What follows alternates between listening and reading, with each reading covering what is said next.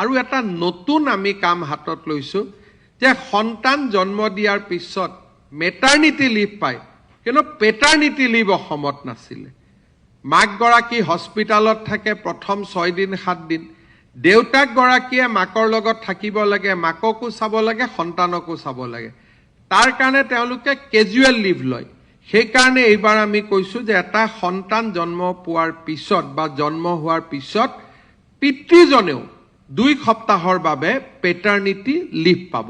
আমাৰ ৰাজ্যৰ কৰ্মচাৰীৰ বাবে ই আৰু এক সুখৰ বাতৰি। আমি অসমখনক আগবঢ়াই লৈ যোৱাৰ ক্ষেত্ৰত ই আৰু এক সুখৰ বাতৰি। গাইজ এতিয়াৰ পৰা আৰু চিন্তা নাই, হাজবেণ্ডে 2 সপ্তাহ বেছিকৈ ছুটি পাব। আৰু আমাৰ এয়া বাবু আহিলে এটা নতুন খবৰ, 2026 চনত এটা নতুন খবৰ পাইছোঁ। আমাৰ বাবু আহি গ'ল আৰু 2 সপ্তাহ বেছিকৈ পাব। Thank U.